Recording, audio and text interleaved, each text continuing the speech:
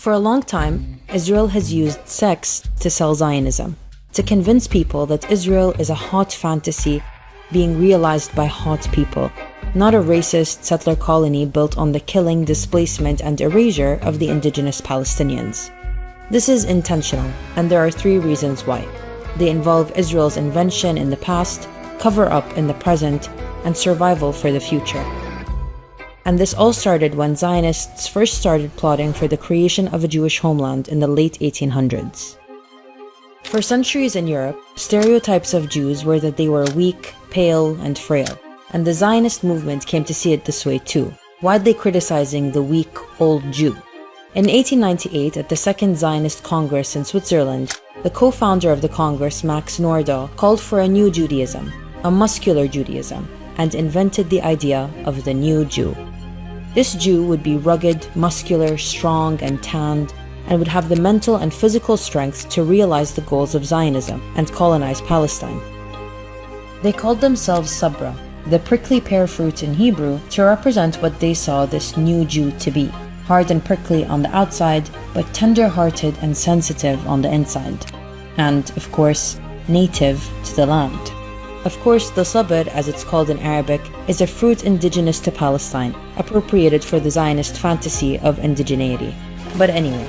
The men who came out to found this colony had never handled a plow, but they were possessed by 3 ideals: land, liberty, and labor. It is these new Jews that created the Zionist militias that planned and orchestrated the Nakba, the mass-scale killing and displacement of hundreds of thousands of Palestinians, ending with the creation of Israel. And those same militias would become the Israeli army, the violent occupying force overseeing the colonization of Palestine today. And it's through this army that the visual of the new Jew lives on. But then with time, this visual became the only visual of Israel. This was a problem.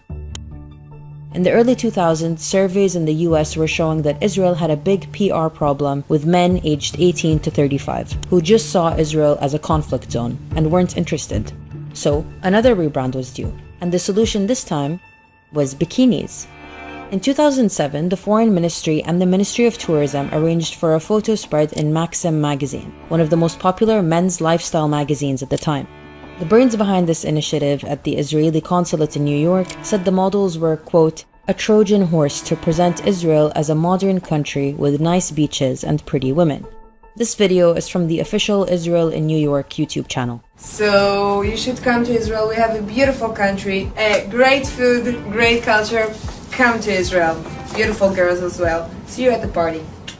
This strategy, also called bikini diplomacy, has been seen all over since, with Israel constantly selling the image of a liberal, free country where it's always summer, where the days are full of beaches, bikinis, and chiseled bodies, and the nights are spent in an incredible nightlife scene open to anyone and everyone. In the face of this fantasy, Palestinians come off like a backwards, pesky nuisance trying to disrupt this liberal orgy utopia, not like colonized people looking for freedom and dignity. But that was in a time before social media, where only the powerful had access to a platform. Times have changed, and so the sexy offensive has had to adapt. All over TikTok and Instagram, you can find videos of Israeli soldiers posting thirst traps or dancing videos. Some of them act independently, while others are part of a concerted effort putting attractive women in the occupation forces in the public eye. Like the women at Alpha Gun Angels, a gun modeling and social media marketing agency who sell being a colonial foot soldier as a sexy lifestyle. But listen, I've been in the army, I'm Israeli, I'm tough. Thirst traps aren't only reserved for women, but for weapons as well. And beyond selling sex, they're selling colonial occupation as fun, relatable, and empowering. They love gay pride content, girl boss content, and jumping on TikTok trends. Of course, the great irony is that none of these liberal values are extended to Palestinians. They live under occupation, regardless of what they identify as. In that, colonialism does not discriminate. When the Palestinian reality started reaching people around the world, the strategy had to change. Whereas the goal before might have been to rebrand and repackage Israel, the goal now is to distract and whitewash. So bikinis were traded in for military uniforms. Fine, military occupation is a part of the reality, But it's not what you think. It's empowering and fun and sexy. Do you really think people this fun, young, and free would have it in them to commit war crimes? The public perception of Israel is essential to its survival, but so is something else: that there are enough settlers there to keep up the colonizing. That brings us to the final reason Israel uses sex to sell Zionism. So Jewish Zionists have more kids with other Jewish Zionists. Have you ever heard of birthright?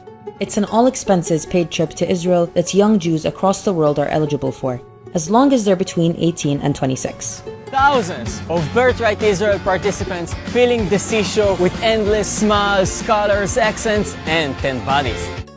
I didn't really have a connection to the homeland, and I came here, and just everybody's so great, and I'm just like overcome with like connection. It's like you're high on Zionism. I am really high right now. The trip is sold as a journey home for young Jews to connect with Israel on an emotional and adventurous 10-day itinerary where they're accompanied by Israeli soldiers. That's not a coincidence. In the early days of Birthright, the billionaire co-founder Charles Bronfman said, quote, he was bothered that the kids on those early trips weren't bonding with their Israeli peers. His answer was developing the mifgash, the encounter, between Jewish Israeli teens and their diaspora counterparts. These encounters move very fast to what we call hormonal mifgashim. Things happen.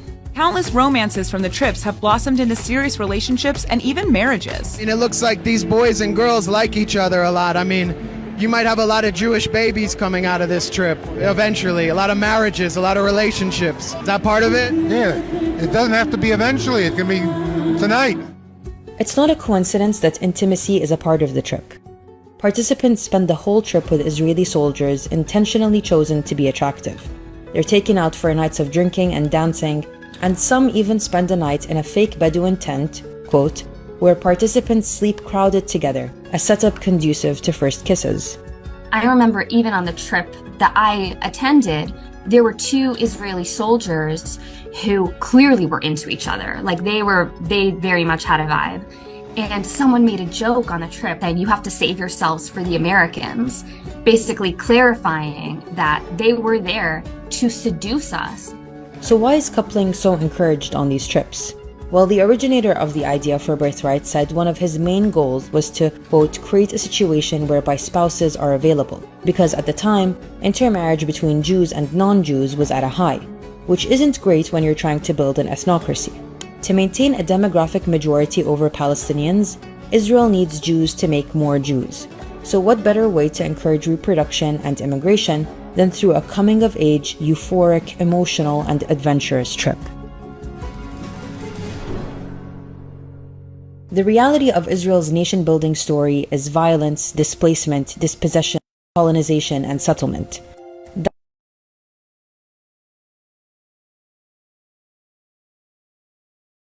is a great tool. Beauty and aesthetics and fun are great marketing tactics, and they have tangible outcomes, like more babies. More babies means more people to get conscripted to the occupation forces and maintain the oppressive military infrastructure necessary for Israel to exist. And what better way to convince people to at least look the other way, and at most participate, than by making it sexy?